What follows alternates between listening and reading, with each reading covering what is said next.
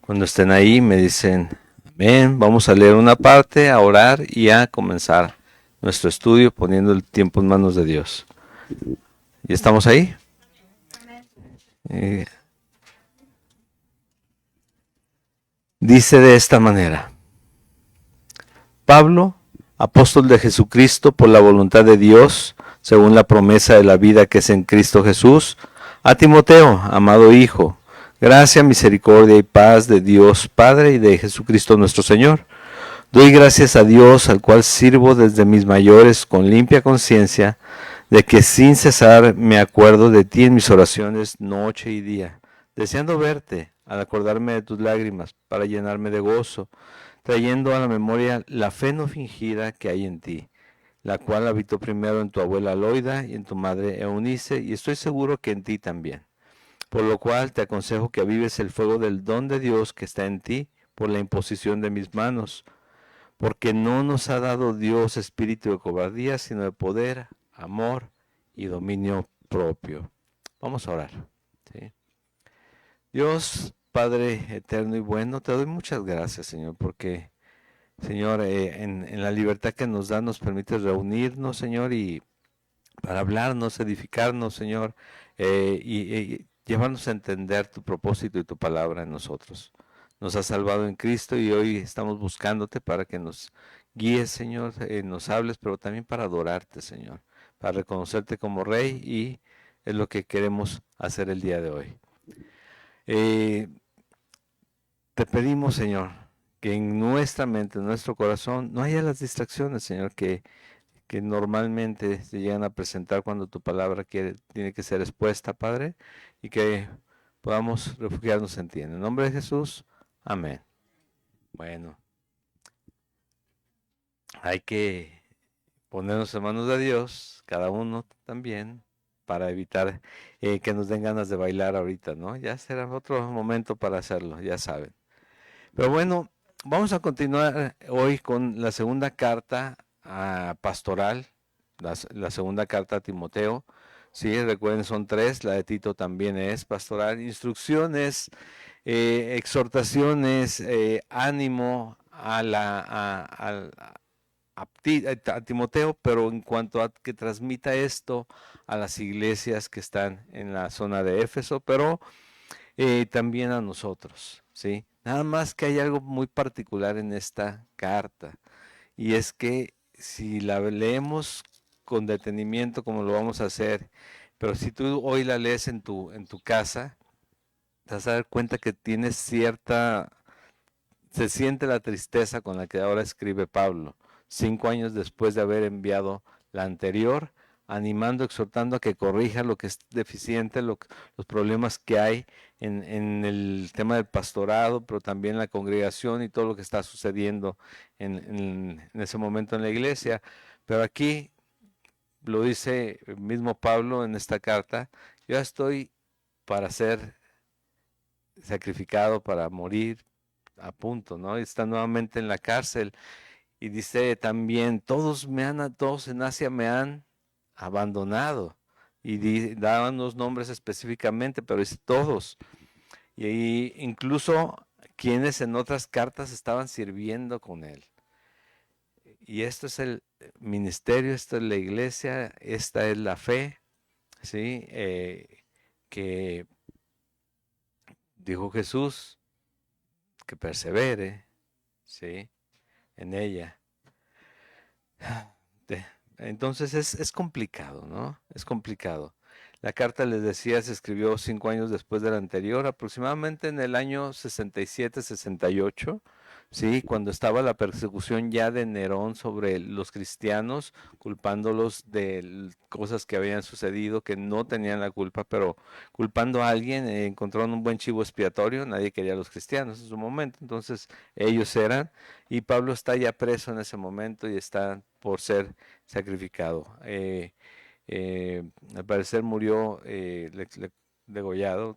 eh, eh, Imagínate, el fin de uno de los hombres más usados por Dios en todos los tiempos. ¿Sí? Pero les vuelvo a decir, yo sentí la tristeza desde antes de empezar a investigar tiempos y demás, eh, porque vimos tan a detenimiento la otra que exhortaba con fuerza, ¿no? En 1 Timoteo a que se corrigiera. Y ¿sabes qué? No demerita una a la otra, al contrario, simplemente podemos ver que el caminar con Cristo no es del agrado del mundo y el mundo siempre va a estar en contra de Cristo.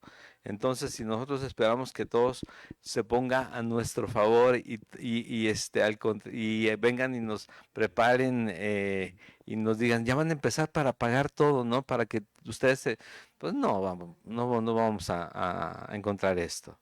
¿Por qué? Porque el mundo es enemigo de Cristo, ¿sí? Y la mayoría de las personas, sobre todo los no creyentes, espero que los creyentes no, porque tristemente hay muchos que sí, están gobernados por quien gobierna el mundo, ¿sí? Los atrae tanto que pasa lo que sucede aquí en la iglesia de Éfeso, que también estaba sucediendo en todas las iglesias, ¿sí? Ayer que estuvimos en la conferencia de servidores, vimos la carta de a los Gálatas, la iglesia de Galacia, una zona amplia, grande, donde también había muchas casas que se estaban reuniendo hermanos, pero también con los mismos problemas, ¿sí?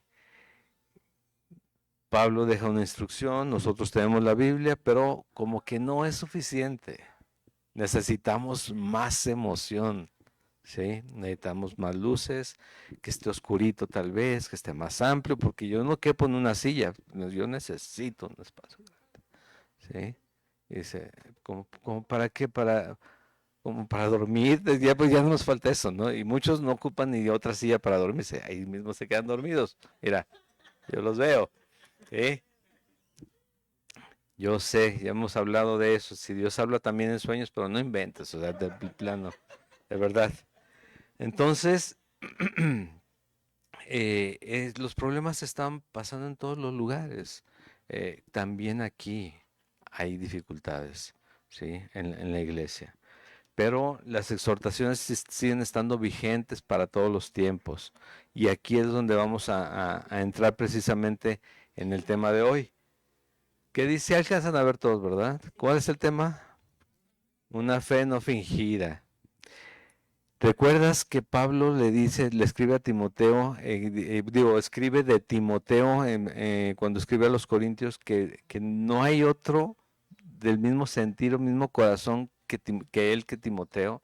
O sea, que tiene los mismos intereses, las mismas preocupaciones, las mismas intenciones que él de servirle a Dios y de alcanzar a los perdidos, de llevarles salvación a los que no la tienen. ¿Qué más podían aspirar a tener la gente en ese tiempo? Si ahorita sabemos aún de lugares muy pobres, con muchas carencias, necesidades, imagínate otra vez 2000 años atrás.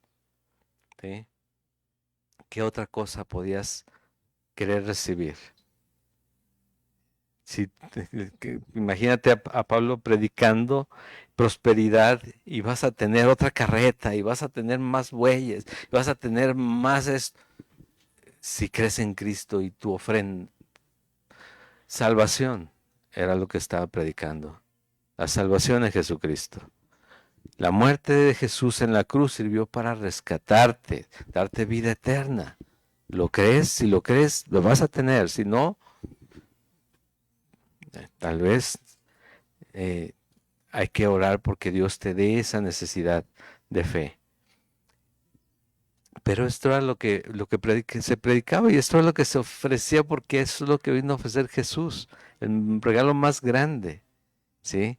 Salvarte. El regalo más grande fue Jesucristo mismo para darte salvación, muriendo en la cruz Él. Y comenzamos aquí. Después de 1 Timoteo, con las exhortaciones detalladas acerca de qué hacer en cada situación en la iglesia, dice Pablo, segunda carta, 5 años después, Pablo, apóstol de Jesucristo por la voluntad de Dios. De nuevo especificando quién es Él, ¿por qué? porque el demeritar o el atacar a aquellos enviados o predicadores de la palabra siempre ha sido como que un deporte del mundo muy practicado, pero también en esos tiempos, ¿no? Pues, ¿quién es Pablo? Pues Pablo, apóstol de Jesucristo, enviado de Dios, ¿sí? Por la voluntad de Dios, según la promesa de la vida que es en Cristo Jesús. Esto es lo que él dice a los Corintios también, es que nosotros predicamos a Cristo y a este crucificado. ¿Sí? ¿Para qué? Para vida eterna de aquellos que crean en ese sacrificio por su pecado. A Timoteo, amado hijo, y le recuerda nuevamente, ¿no?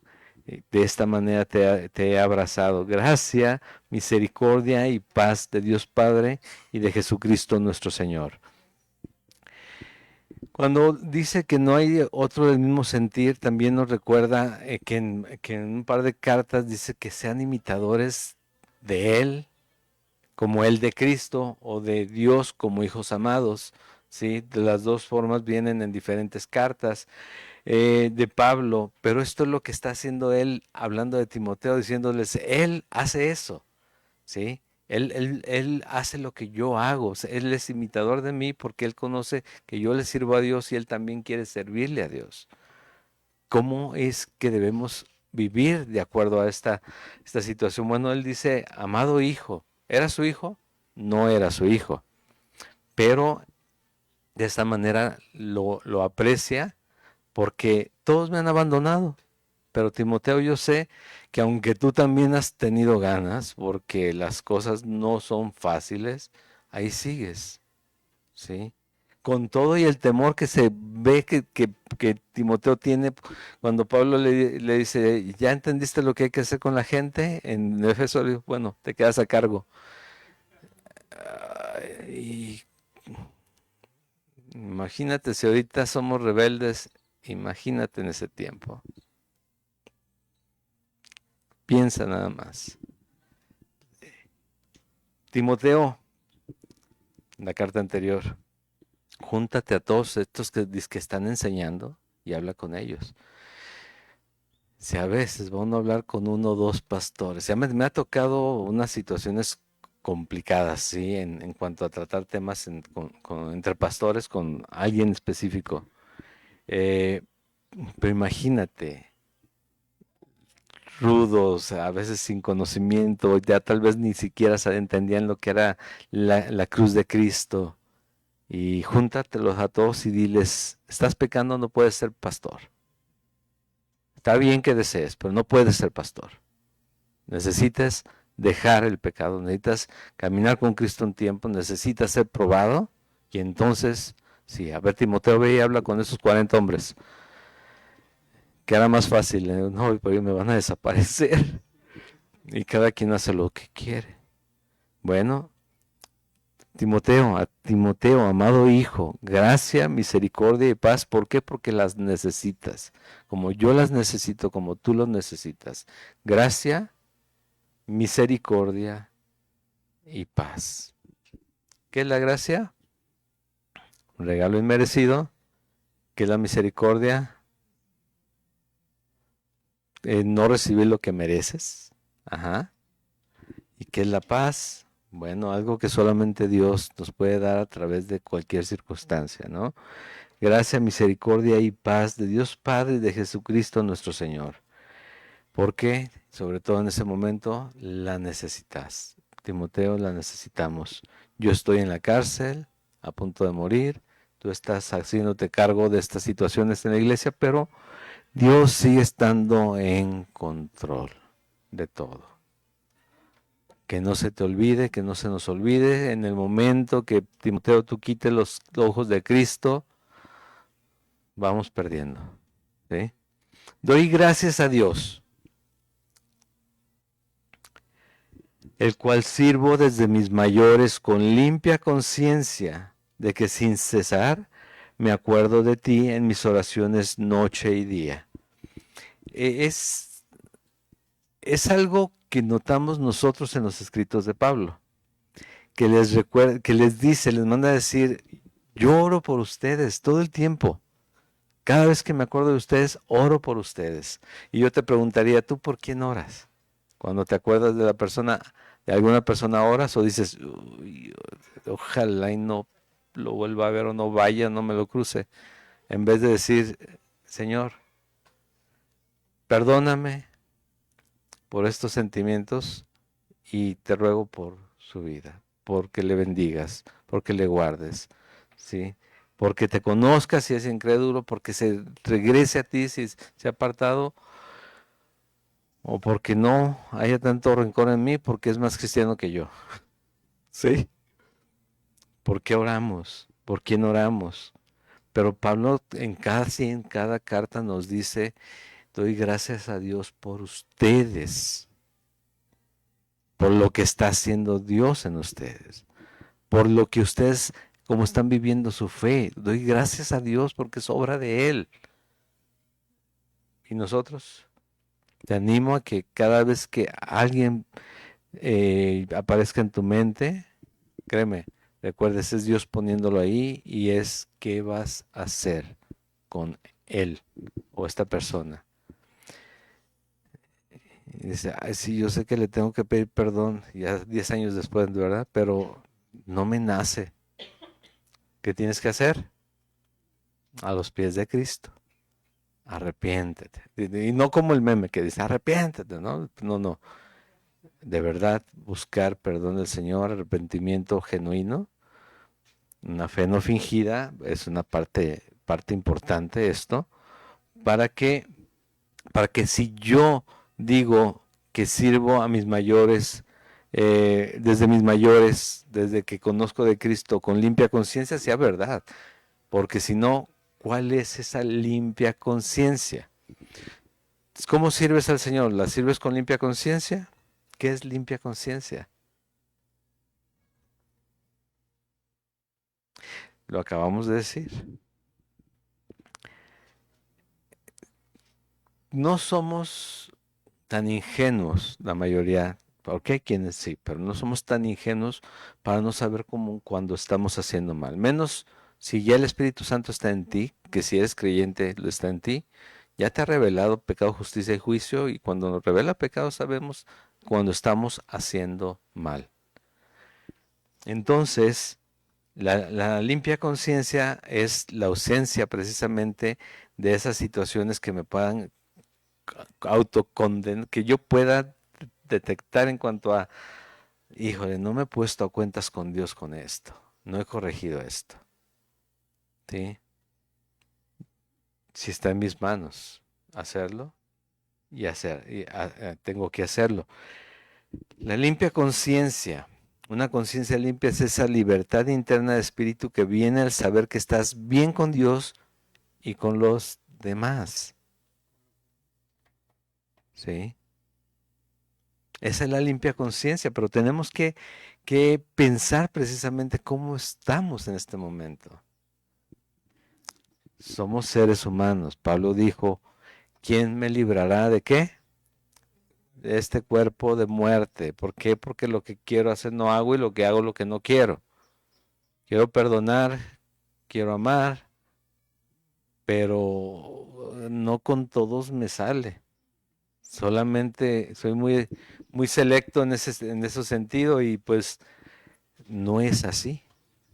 Si no es así, entonces, al cual sirvo a Dios desde mis mayores, no sé cuánto tiempo tienes tú de creyente, pero depende de lo que tú en tu contexto tengas de creyente en Jesucristo, porque eso con eso iba a empezar y se me fue, fíjate. Todos somos aquí creyentes, amén, hermano, pero ¿en qué crees? ¿No? ¿Y en qué crees tú que eres creyente? En Jesucristo, muriendo en la cruz, resucitando para darte vida eterna, en Dios Padre, en el Espíritu Santo depositado en el creyente. ¿Crees en esto o solamente crees en Dios?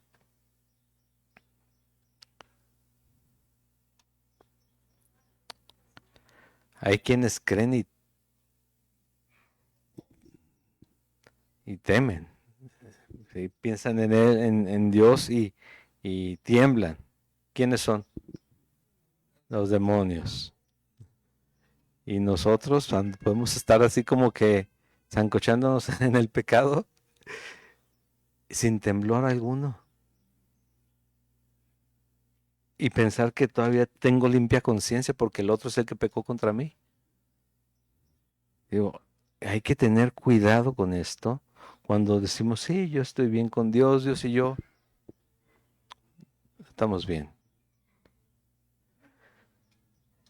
Porque una de las manifestaciones precisamente es que te lleva a estar en oración por todos aquellos que puedas haber visto en la semana, con quien tuviste algún problema, no sé, con quien sea, estar en oración por ellos. Pero en este caso, Pablo le dice a Timoteo que ora por él cada vez que se acuerda de él en sus oraciones, noche y día. Una fe no fingida. No que no tengas problemas, no que no haya malos ratos, no que no, o sea, la perfección está en Cristo solamente. Pero hay veces que nosotros ponemos un estándar tan alto que realmente se hace más difícil alcanzarlo porque de plano eh, queremos vernos perfectos como el Señor, ¿no? Pero ni siquiera el esfuerzo hacemos. Ese es el problema. Tenemos que tener su palabra presente y decir, bueno, yo de verdad, ¿qué estoy haciendo? Pero dice enseguida, deseando verte al acordarme de tus lágrimas para llenarme de gozo.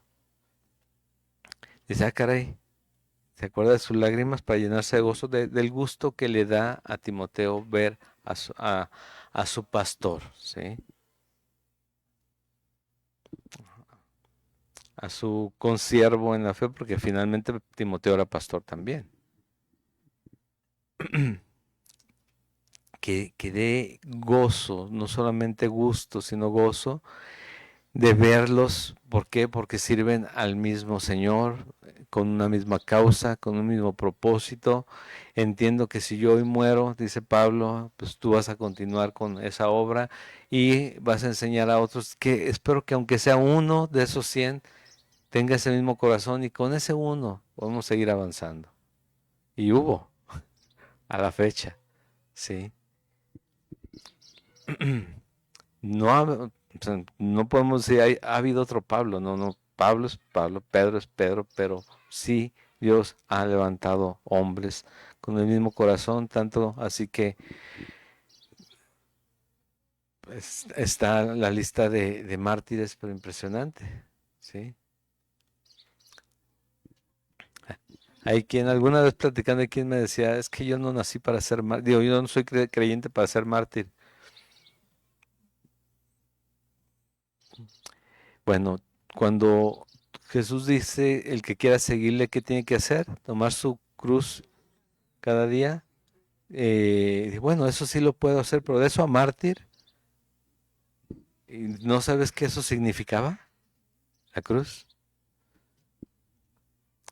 Porque ya tengo tiempo que no te lo explico, pero Jesús no había muerto aún en la cruz. Entonces, cuando Jesús les dice a los demás, el que quiera seguirme, tiene que tomar su cruz, o sea, tiene que estar dispuesto a morir. Tomar su cruz era morir, porque el que traía su cruz colgando es porque lo iban cargando es porque lo iban a colgar en ella, ahí iba a terminar muerto. Entonces les está diciendo el que me quiera seguir, y nos está diciendo el que me quiera seguir, este es el costo o el precio que se puede pagar. No que todos lo fueran a pagar o lo fuéramos a pagar, pero este es el costo que se puede pagar por seguirme. Morir. Deja tú la cruz, morir. Entonces, como cristianos o creyentes, ¿qué tal el martirio? Yo no soy creyente para ser mártir. Bueno, necesitamos conocer más al Señor Jesús. Imagínate, si nuestro martirio es que escuchar o tratar con gente difícil, la palabra nos habla mucho acerca de esto. Mucho acerca de esto. Incluso lo vimos en el capítulo anterior, a los esclavos, en su momento, honrar a sus amos. ¿En qué? En todo. Ah, caray. Y les recuerdan que les dije que hace 3, 4 meses no sé si realmente sí es pastor en una zona de Estados Unidos, decía que Pablo debería de haber estado en el infierno por haber promovido la esclavitud, no entendiendo la forma de esclavitud de hace unos 50 años, de la edad de la colonia, 50 años atrás, a la esclavitud de aquel tiempo, que muchos buscaban mejor ser esclavos para poder tener comida y cobijo, ¿sí? O sea, diferencias, pero a veces lo que queremos es manipularlos para que nosotros seamos los que nos veamos con bandera de algo, pero no, no, no. La palabra es la palabra. En, entonces, llegamos al versículo 5, dice, trayendo a la memoria la fe no fingida que hay en ti, la cual habitó primero en tu abuela Loida y en tu madre Eunice, y estoy seguro que en ti también. Y aquí es importante detenernos también. ¿Qué es una fe no fingida? ¿Por qué dice que hay una fe no fingida? Porque si hay una fe no fingida, también hay una fe fingida. ¿Cómo es tu fe?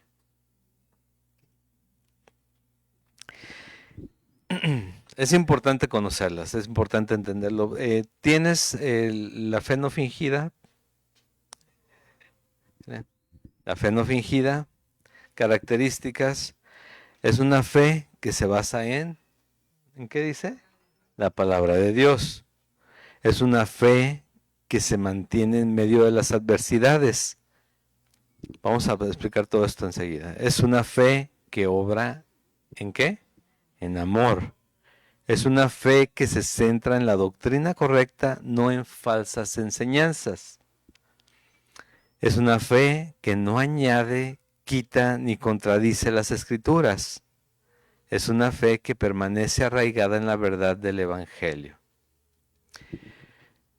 ¿Por qué es importante entender estos puntos? Los vamos a ir viendo. Es una fe que se basa en la palabra de Dios. Te dije hace unos momentos, y me lo has escuchado a través de los años varias veces, que hay mucha gente que dice, yo creo en Dios. Y ya. Pero la palabra nos habla de un Dios específico y una fe a través de Jesucristo para conocer a Dios, y habla acerca de una Trinidad y habla acerca de un propósito. Y yo creo en Dios, ¿sí? ¿Por qué? Porque la verdad es que es algo a lo que mucha gente puede llegar muy fácilmente como conclusión. Porque sí, yo veo dos cosas científicas y hablan de un Big Bang, hablan de una evolución, pero lo que se creó, lo que existe, lo que mis ojos ven, lo que puedo alcanzar a apreciar, por aunque no sea yo científico totalmente, es que nada de eso tiene sentido para crear esto, lo que hay. ¿Cómo fue evolucionando a lo que conocemos? ¿Cómo pudo haber de nada aparecer algo? O sea, cosas muy que no necesitamos ser científicos, mucho menos premios Nobel para entender esas cosas. Y digo, pues creo en un creador, valga la redundancia. O dirían un grupo por ahí, en un gran diseñador. Sí, el gran arquitecto. En el universo como una entidad, ¿no? Que lo dicen ahora. No, no, no, gracias al universo. Y el que tiene el universo así en sus manos, ¿dónde quedó? Ah, caray. ¿Sí?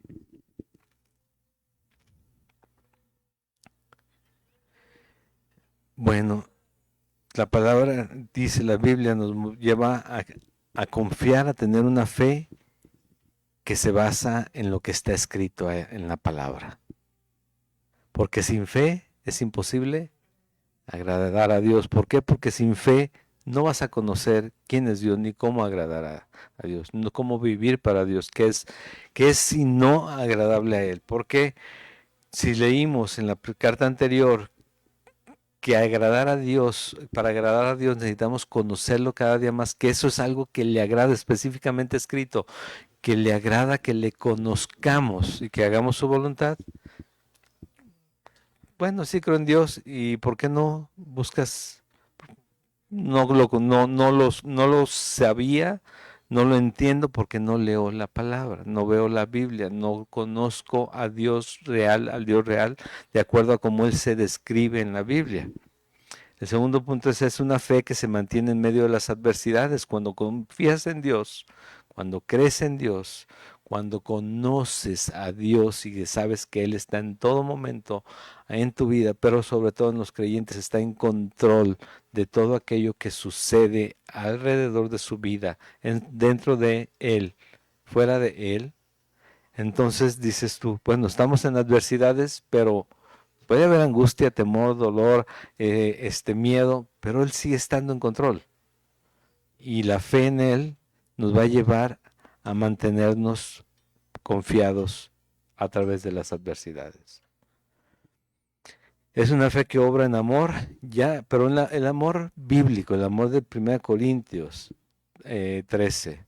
¿Sí? El amor que otra vez no, pues es fácil amar a quien te ama, sí, pero ¿qué tal al que no? Bueno, el amor real, el amor bíblico, es el que se basa, ¿sí?, en decisiones, no en sentimientos. Pues si fuera de sentimientos, créanme, ya sabe, hubiéramos salido mal con todos contra todos aquí. Se hubiera hecho la campal. Tal vez no tanto, sí. Pero el amor es la intención real en Cristo de servir al otro. De servir. La palabra amor la puedes cambiar por servir al otro. Manifiestas amor cuando sirves a los demás. ¿Sí? Aunque tengas cara de lo que sea, pero les sirves a los demás. ¿Sí? Porque hay quien nos sirve a los demás, pero con una sonrisa. No, hermano, no lo voy a hacer. Dice, ay, cuánto amor, qué bueno. Y el que Jesús lo dijo, ¿no? Dos hermanos, a uno le dice, ¿veías esto? Dice, no. Y el otro dice, sí. Y entonces el que dijo que no fue y el que dijo que sí no fue, ¿quién hizo lo correcto? ¿Quién lo hizo? Te pregunto. El que dijo que no, pero fue al final. ¿Estuvo mal lo que dijo? Sí, pero al final corrigió y fue. El otro estuvo bien lo que dijo, sí, pero estuvo mal que no lo hizo. Al final de cuentas, de eso se trata. ¿Sí? No que todo el tiempo digamos no y que lo hagamos, sino que seamos coherentes en lo que hacemos. ¿Sí? Te vuelvo a decir, el amor es una fe que obra en amor, sí, que haces intencionalmente las cosas para mostrar el amor de Cristo en ti. ¿Sí? Y te digo, puede que no haya sonrisas, pero hay una intención de servir al otro. Ese es el amor real. Te vuelvo a decir, pregúntame algo, pídeme algo y yo te digo no. Ay, cuánto amor tiene el pastor, pero me dijo que no. Sí, es una fe que se centra en la doctrina correcta, no en falsas enseñanzas. Ayer veíamos precisamente el hecho del legalismo en la iglesia, ¿no? Cuando estábamos tocando el tema, y es la fe se centra en la doctrina correcta. Esta persona viene vestida de cierta manera o se ve con un look que no, tal vez no es de mi agrado, pero bueno, bíblicamente está condenado o bíblicamente no hay ningún tema que hable de esto y yo debo de aceptar a esa persona. Ya Dios le cambiará si es que no me agrada y o tal vez ya me cambiará a mí la forma de ver las cosas para aceptar a los demás, ¿sí?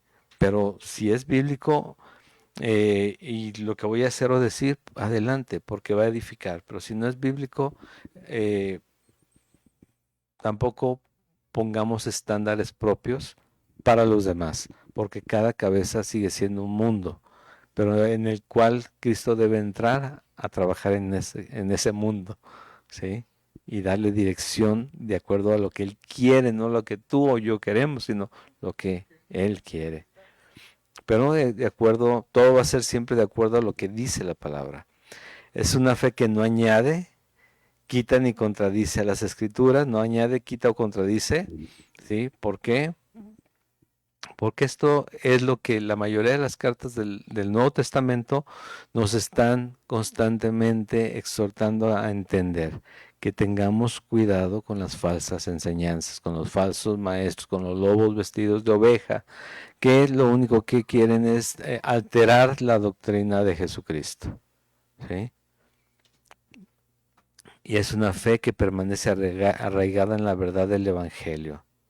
Mi fe primeramente está centrada en Cristo y en su obra redentora en la cruz.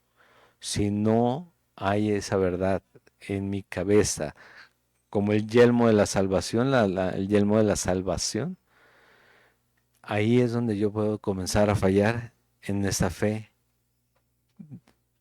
no fingida. ¿Por qué? Quitamos a Cristo en nuestra vida, lo hacemos a un lado porque ya sé que es por Él, empezamos a fallar. Todo el tiempo ten presente a Jesucristo y su obra en la cruz para salvarte. Es decir, me salvó a mí, me redimió a mí, pagó por mí, su sangre me compró. Y tú vas a estar confiado en que Él te va a dirigir y vas a hacer o vas a enmendar tu camino pronto porque ves que tal vez fallaste en cuanto a lo que Dios quería que tú hicieras o que tú guardaras. ¿Sí? Esto es la fe no fingida. Y es de la que dice Pablo, trayendo a la memoria la fe no fingida que hay en ti, Timoteo. Porque Demas, y no los demás, sino Demas me abandonó y Demas era participaba con él en varios viajes misioneros con Pablo y lo abandonó al final.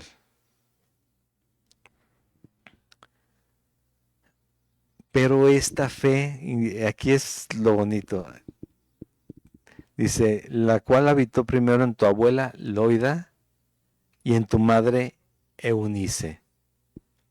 Y estoy seguro que en ti también, porque lo está viendo, ¿no? Pero digo, lo bonito, tú estás compartiendo a tu familia y no quiero que entendamos mal. Tú estás compartiendo a tu familia, pero tu fe no puede ser la de tus hijos, la de tus nietos. Tu fe es tu fe.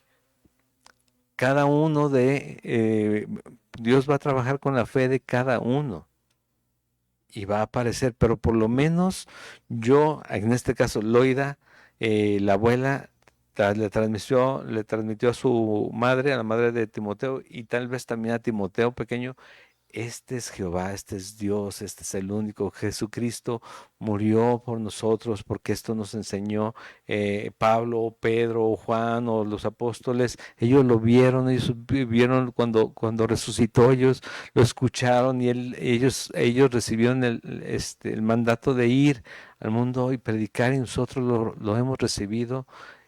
Creen esto, Timoteo. Y Timoteo tal vez, como muchos jóvenes o muchachos ya más mayores o en estos tiempos que tienen un conocimiento y tienen tanta sabiduría y ahora son los hijos del internet, por no decirlo de otra manera, no, pero son los hijos del internet que andan perdidos. Bueno, pero tú les enseñaste lo que Dios te dio a ti. Deja que Dios los traiga de vuelta, porque los trae de vuelta. ¿Sí? Un día se dan cuenta de su necesidad y se acuerdan de Loida o de Eunice y vienen nuevamente a, a los pies de Cristo. Sí se alcanzan a notar, ¿no? Bueno, esto tenemos que hacer, ¿sí? Pero que nosotros podamos compartir una fe no fingida con ellos. Porque si nosotros, como creyentes, nuestra fe, oye, te habla tal, dile que me fue el mandado. Oye, tocan allá afuera, que dicen que vienen dile que no estoy, que al ratito. Eh, Oye, me duele el estómago, ¿de verdad te duele? Bueno, no me duele tanto, pero no quieres ir a la escuela, quédate aquí, mijo. Consistencia, integridad, coherencia, como hijos de Dios, ¿qué le estamos enseñando? Ok, te lo puedes dejar un día, sí, a ver, pero ¿por qué? ¿Quieres quedarte? ¿Tienes problemas allá? ¿Qué pasa? Investigar, ¿no? Pero no nada más de a gratis, o sea, ser coherentes como hijos de Dios, enseñarles a hacer lo correcto y no forzarlos solamente por forzarlos, esto voy a decir también a los hijos, sino enseñarles, porque si les quieres meter a fuerzas tu fe, créeme, a fuerzas, ¿qué dicen? Ni los zapatos entran. Y si entran, ya sabrás cómo te queda el pie, ¿sí? ¿Sí o no?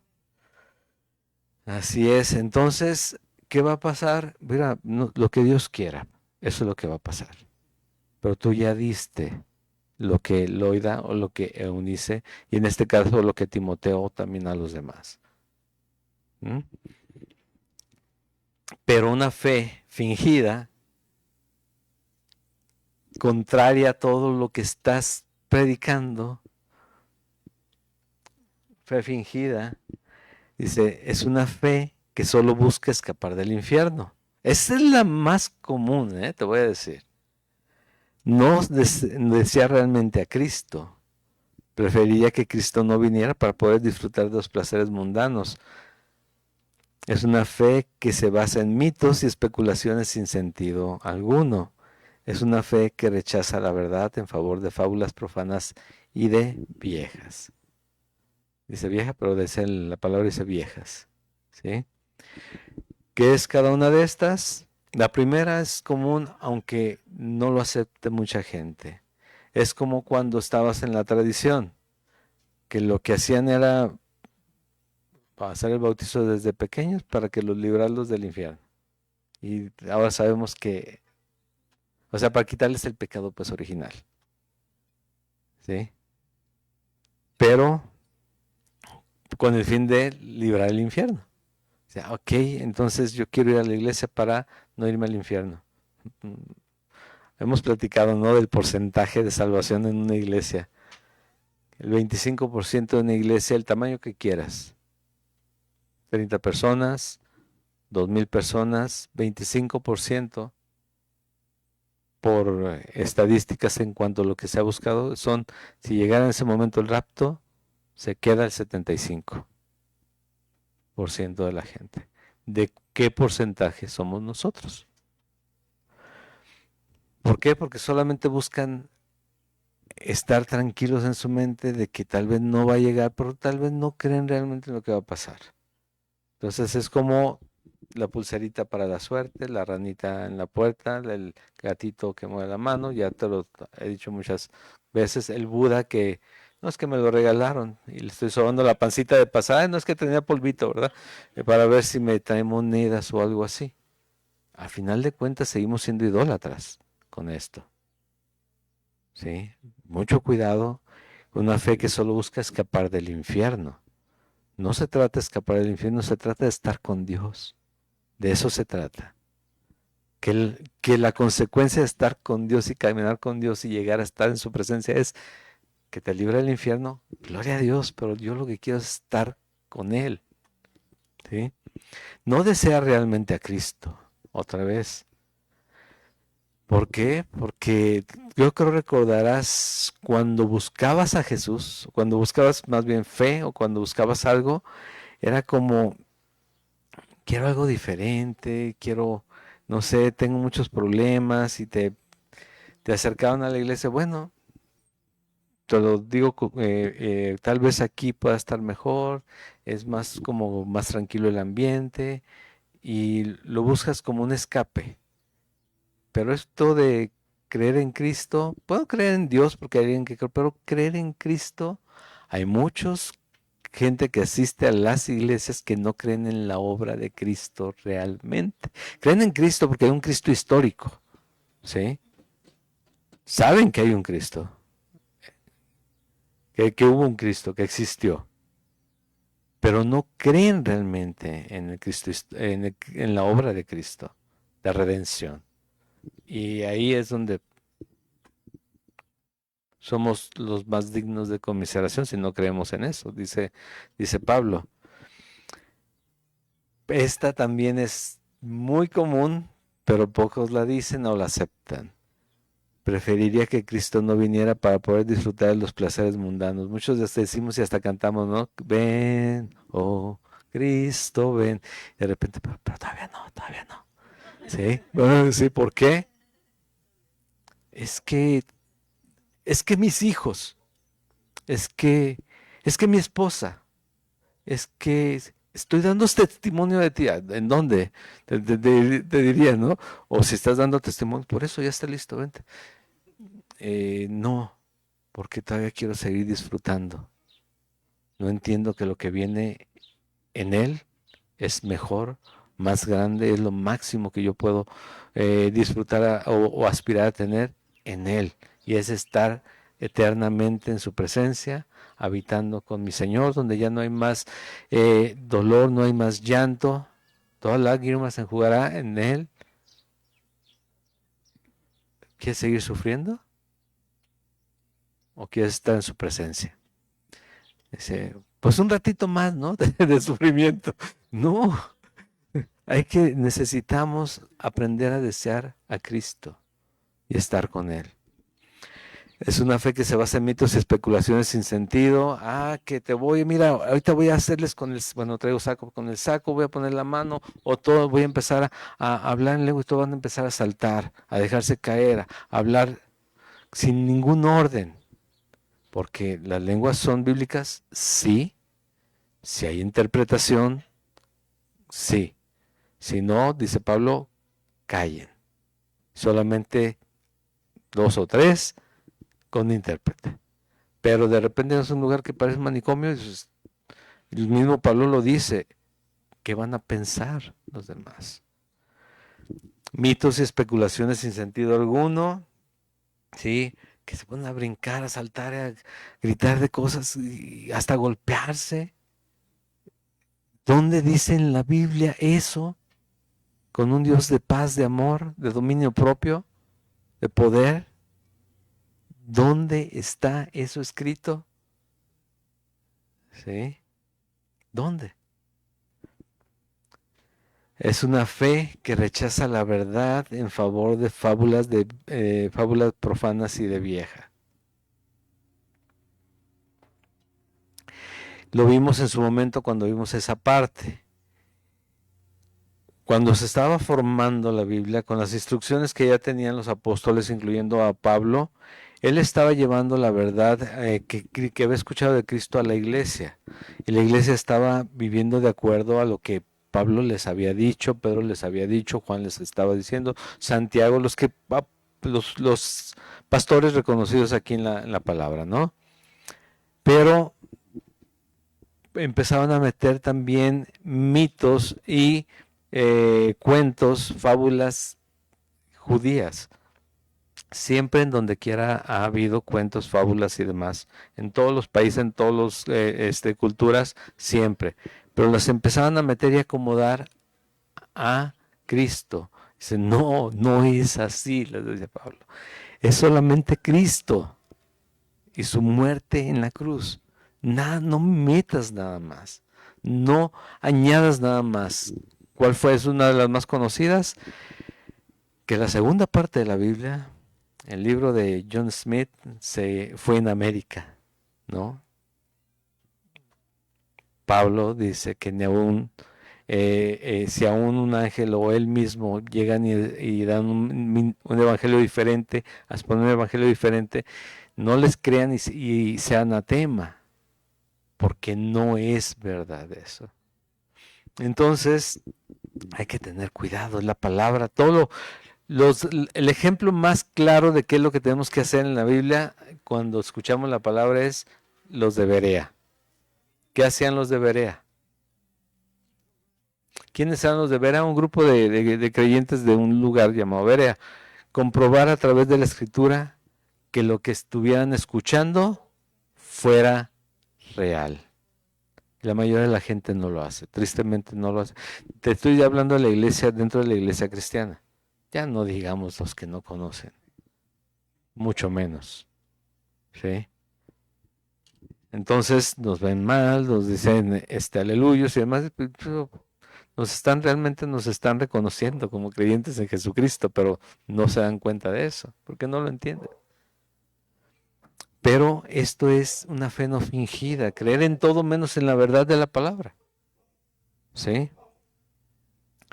Por lo cual te aconsejo, dice el versículo 6, que avives el fuego del don de Dios que está en ti por la imposición de mis manos. Que avives el fuego del don de Dios que está en ti por la imposición de mis manos. Y ahí difieren en cuanto a cuál sería ese don. Bueno, el don de maestro, el don de pastor, el don de la enseñanza que tenía porque le estaba transmitiendo a los demás para corregir lo que estaba mal. Tal vez muchas cosas, pero avivar, dice, acuérdate, dan el ejemplo, ¿no? De cuando el carbón que pusiste para la carnita asada ya se está consumiendo, pues ya se ve por ahí el carboncito un poquito rojo todavía, ¿no? Y empiezas a soplarle, le pones un poquito más de carbón y después de un poquito más de tiempo, la flama aparece nuevamente. Dice, no temas, Timoteo. Si aviva el fuego del don, tú ya lo tienes, ya sabes qué es lo que tienes que hacer. Cada uno de ustedes yo les preguntaría, ¿cuál es tu don? Porque todos tenemos dones, todos tenemos dones. Y no doñas, dones. O sea, para que no me vas a decir, yo también tengo mi doña. No, no, dones. Hablamos de dones, no de otras cosas.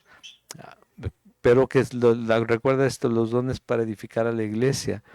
Todos tenemos. ¿Cuál es el tuyo? ¿Lo estás cultivando? ¿Lo estás avivando? Aviva el fuego del don de Dios que está en ti por imposición de mis manos. Y concluyo con esto, porque no nos ha dado Dios espíritu de cobardía, sino de poder, amor y de dominio propio. Cuando vayamos avanzando en la carta vamos a entender un poquito más por qué hace tanto énfasis de esta manera. Dios no nos ha dado un espíritu de cobardía. Cada uno de nosotros tenemos un don. Tenemos que avivarlo. ¿Tenemos temor a compartir de la palabra muchas veces? Muchas veces. Sí. De compartir de Cristo, de dar un mensaje, un consuelo de parte de Él. Preferimos hablar de lo que escuchamos o leímos en algún lugar o compartir un enlace para que busquen apoyo, ¿no? En cualquier situación. Y es Cristo, nuestro, nuestro apoyo, nuestro roca fuerte, quien nos debe de guiar en todo momento. Pero tenemos dones, hay que avivarlos. ¿Cómo los avivamos? Usándolos. ¿Cómo los despertamos? Leyendo, orando, asistiendo a tu congregación. ¿Cómo los despertamos?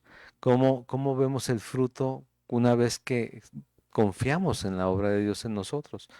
No se trata de lo que tú puedes hacer, jamás se ha tratado de lo que tú puedes hacer, nunca, sino lo que Dios puede hacer a través de ti. ¿Sí? No se trata de solamente de la fe, sino la fe en donde la depositas y ahí en quien la depositas, Él se va a encargar de hacerla fructificar. Cree en el Señor.